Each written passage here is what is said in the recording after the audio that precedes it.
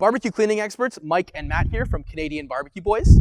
We're fresh off our appearance on CBC's Dragon's Den. In this video, we're going to be talking about how to best clean your stainless steel cooking grids.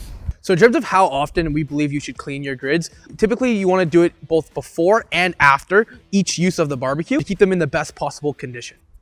So there's three options you have. So there's the traditional wire grill brush. When using these, you want to look at and do an inspection of this to make sure that there's no loose wires that could potentially fall into the food. The second option is a wireless grill brush, which is very good for getting that baked on grease that can often get piled up on the stainless steel grids. And the third option is the wooden paddle, which when used, you'll actually see grooves form in there because they're burned from the heat of the barbecue, and it works right into the actual make and model that you're using, so it gives that perfect finish. Now, as for our personal recommendations, we recommend a little bit of a customized approach.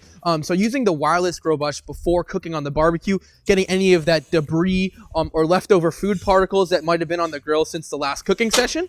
We then recommend to use the wooden paddle after cooking while the barbecue is still heated up, still hot, and just working in the grooves and getting any of that food particles that were from the current cooking session.